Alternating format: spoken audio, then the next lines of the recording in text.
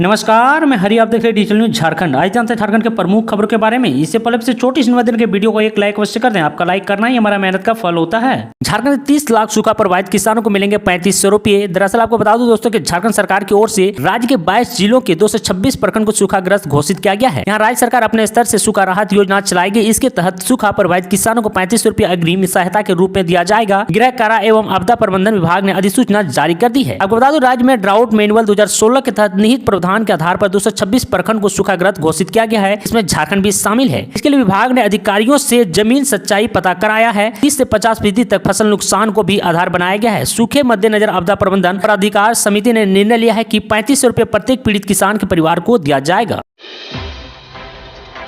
मुख्यमंत्री हेमंत सोरेन को ईडी का नोटिस, 17 नवंबर को हाजिर होने का आदेश। बता दूं कि झारखंड के मुख्यमंत्री हेमंत सोरेन की मुश्किलें बढ़ गई है। परिवर्तनशील निदेशालय ईडी ने मुख्यमंत्री को पूछताछ के लिए 17 नवंबर 2022 को बुलाया है। आपको बता दूं कि ईडी ने मुख्यमंत्री हेमंत सोरेन को समन किया है। ईडी ने ताकीद की है कि पूछताछ के लिए रांची क्षेत्र कार्यालय में मुख्यमंत्री हेमंत सोरेन को हर हाल में उपस्थित हो। ऐसा नहीं करने पर उनके खिलाफ कार्रवाई हो सकती है। ईडी ने यह भी कहा है कि मुख्यमंत्री हेमंत सोरेन के खिलाफ कार्रवाई के लिए उसे किसी की अनुमति लेने की आवश्यकता नहीं होगी। आपको बता दूं कि मालूम हो कि कुछ दिन पहले परिवर्तनशील निदेशालय यानी ईडी ने मुख्यमंत्री हेमंत सोरेन को समन जारी किया था। उन्हें पूछताछ के लिए हाजिर होने को कहा था, लेकिन मुख्यमंत्री हेमंत सोरेन ने संदेश वाहक के माध्यम से ईडी कार्यालय को यह सूचना भेज दी कि उन्हें रायपुर में आयोजित आदिवासी महोत्सव में शामिल होने जाना है। इसलिए उन्होंने ईडी से 3-4 हफ्ते का समय मांगा था। उस समय ईडी की ओर से कोई जवाब नहीं दिया गया था। आज बुधवार को ईडी ने पुनः मुख्यमंत्री को समन जारी किया है। 17 नवंबर को हाजिर होने के आदेश दिया है और कहा है कि ईडी का यह दूसरा समन है। आपको बता दूं कि ईडी ने इस बार भेजे गए समन में साफ तौर पर कहा है कि अगर मुख्यमंत्री हेमंत सोरेन ईडी के साक्ष्य हाजिर नहीं होते हैं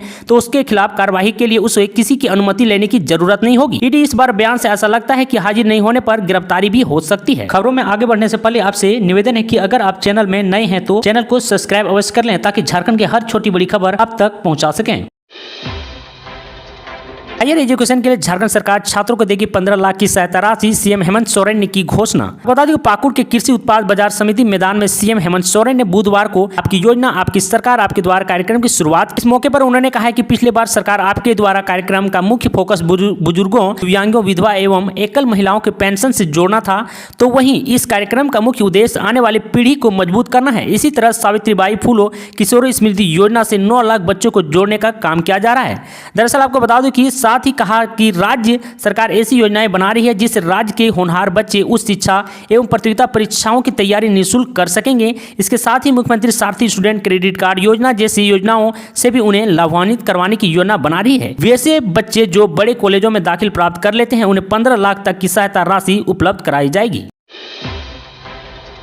बाबूलाल मरांडी ने साधा हेमंत सरकार पर निशाना, कहा पैसे के लिए कांग्रेस की गोद में खेलता रहा है झामुमो। आपको बता दें कि भारतीय जनता पार्टी के आक्रोश सभा से पूर्व मुख्यमंत्री बाबूलाल मरांडी ने हेमंत सरकार पर जमकर निशाना साधा है। बाबूलाल मरांडी ने झारखंड आंदोलन का जिक्र करते हुए कहा कि राज्य की जनता की उम्मीदों को भाजपा ने समझा और अलग राज्य दिया है। झारखंड लड़कर नहीं लिया है, कांग्रेस ने अलग राज्य नहीं दिया है। आपको बता दें कि पूर्व मुख्यमंत्री ने भ्रष्टाचार का जिक्र करते हुए कहा कि झारखंड में भाजपा की सरकार बनेगी तो दलाल, भ्रष्टाचारी और जमीन लूटोरों पर कड़ी कार्रवाई होगी। पूर्व मुख्यमंत्री बाबूलाल मरांडी ने गिरिडीह में आयोजित आक्रोश प्रदर्शन के दौरान कही है। बाबूलाल मरांडी ने इन सभा में लोगों को संबोधित करते हुए कहा कि झारखंड में कोयला, बालू, पत्थर सहित अन्य खनिज पदार्थ की लूट हो रही है। वहीं बाबूलाल मरांडी ने कहा कि राज्य का बालू, कोयला, पत्थर अवैध खनन करके बाहर के राज्यों में भेजा जा रहा है। राज्य में गरीबी लोगों को प्रधानमंत्री आवास बनाने के लिए ही उन्हें बालू नहीं मिल रहा है। अगर वो कहीं से बालू लाते भी हैं तो उन्हें पुलिस पकड़ लेती है। अब हालात यह है कि ऐसे लोग जिन्हें बालू चाहिए उसे थाने में पैसे लेकर जाना पड़ता है। तो वहीं बाबूलाल मरांडी ने इस मंच से झारखंड में जमीन की लूट की तरफ इशारा करते हुए कहा कि खतियाने जमीन को भी ये दलाल और बिचौलिए लूट रहे हैं। इन लोगों की सरकारी अधिकारियों के साथ मिलीभगत है। कुछ लोग गलत तरीके से खील खारिज करवा रहे हैं। राज्य में जैसे ही भाजपा की सरकार बनेगी इन सभी लुटेरे जमीन दलाल के साथ साथ पुलिस वालों को भी अंजाम भुगतना पड़ेगा। झारखंड सरकार शुरू करने जा रही है गुरुजी क्रेडिट कार्ड योजना। आपको बता दो दोस्तों कि 15 नवंबर 2022 को हमारा झारखंड 22 साल का हो जाएगा। आपको बता दो कि इस दिन सरकार कई योजनाएं की सौगात दे सकती है। जानकारी के माने तो इस दिन सरकार गुरुजी क्रेडिट कार्ड योजना भी शुरू करने जा रही है। इस योजना के माध्यम से छात्रों को शिक्षा प्राप्त करने के लिए ऋण उपलब्ध करवाया जाएगा, जिसके तहत लाभुकों को बैंक के ब्याज की रकम अदा नहीं करनी होगी। आपको बता दें कि वित्तीय वर्ष 2022-23 के लिए 26 करोड़ 13 लाख रुपये शिक्षा के लिए प्रावधान किए गए हैं। तो वहीं सरकार की इस योजना उद्देश्य छात्रों का उच्च शिक्षा में मदद करना है और दूसरों पर निर्भर को खत्म करना है। कई बार ऐसे देखा गया है कि कई छात्र आर्थिक समस्याओं के कारण उस शिक्षा वंचित रह जाते हैं। ऐसे मामले में भी कई बार देखने को मिलता है छात्र बैंक के पास लोन लेने तो जाते हैं लेकिन किसी कारणवश उनका लोन अप्रूव नहीं हो पाता है। इसके अलावा ये योजना राज्य के युवाओं के लिए रोजगार के अवसर भी बढ़ाएगा। मनी लॉन्ड्रिंग के आरोपी अधिवक्ता राजीव कुमार को मिली जमानत, कोलकाता पुलिस ने किया था गिरफ्तार। आपको बता दूं कि मनी लॉन्ड्रिंग के आरोप में जेल में बंद अधिवक्ता राजीव कुमार को बड़ी राहत मिली है।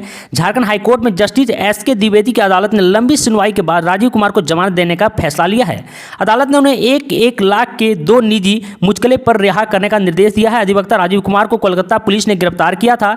झारखंड हाईकोर्ट के वरिष्ठ अधिवक्ता और PIL किंग के नाम से मशहूर राजीव कुमार पर गंभीर आरोप है कि उन्हें PIL के नाम हटाने के एवज में कोलकाता के एक वेबसाइट से 1 करोड़ रुपए की रकम मांगी थी। पहली किस्त के रूप में 50 लाख रुपए लेते हुए कोलकाता पुलिस ने उन्हें गिरफ्तार किया था। दरअसल आपको बता दूं कि अधिवक्ता राजीव कुमार की गिरफ्तारी के बाद झारखंड में खूब बवाल हुई थी। राजीव कुमार को बंगाल पुलिस ने गत 31 जुलाई को 50 लाख रुपए के साथ गिरफ्तार किया था। अधिवक्ता राजीव कुमार पर वहां हेयर स्ट्रीट थाने में व्यवसायी अमित अग्रवाल ने प्राथमिकी दर्ज कराई थी। अमित अग्रवाल ने दावा किया था कि उन्हें विरुद्ध झारखंड उच्च न्यायालय में दायर जनहित याचिका मैनेज करने के नाम पर अधिवक्ता ने 10 करोड़ रुपए की मांग की थी। 10 करोड़ देने में असमर्थ जाहिर करने के बाद बात 1 करोड़ रुपए पर तय हुई थी। इस मामले में राजीव कुमार अपनी पहली किस्त लेने कोलकाता पहुंचे थे। कारोबारी अमित अग्रवाल ने बंगाल पुलिस की मदद से उन्हें गिरफ्तार करवाया था।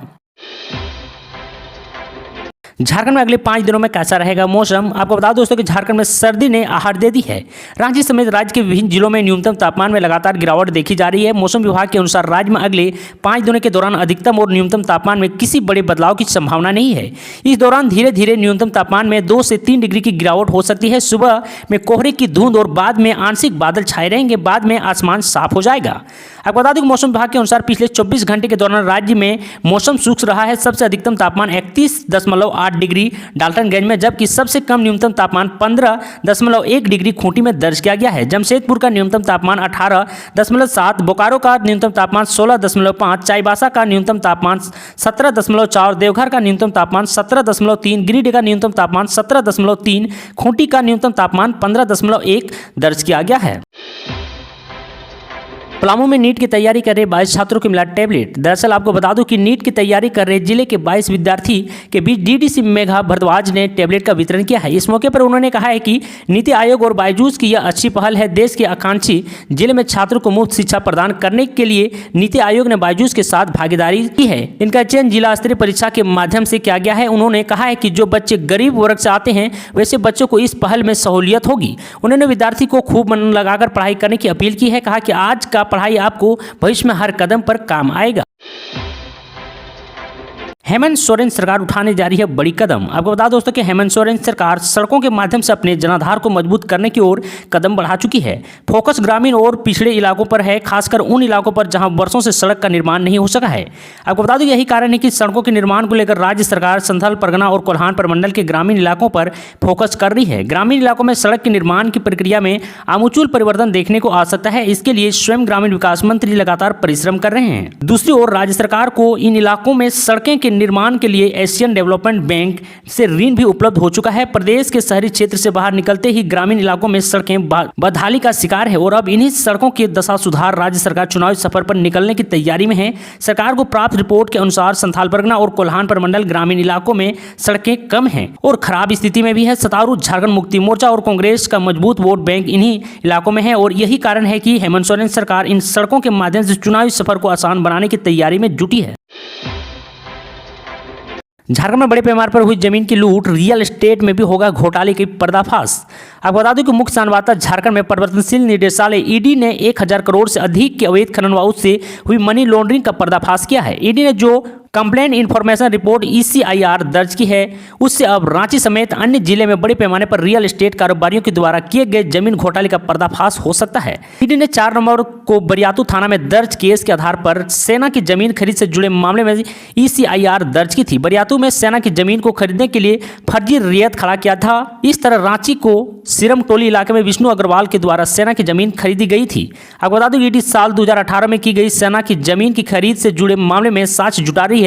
कई तरह की जमीन खरीद रांची में हजारों एकड़ का खरीद कुछ सालों में गड़बड़ी हुई है। रांची के इन सभी के खिलाफ बहुत ही जल्द कार्रवाई की जाएगी और ईडी की जांच भी होगी। ऐसे ही झारखंड की तमाम बड़ी खबरों को जानने के लिए चैनल को सब्सक्राइब अवश्य कर ले, ताकि झारखंड की हर छोटी बड़ी खबर आप तक पहुंचा सकें। आज के लिए इतना ही। जय हिंद, जय भारत, धन्यवाद।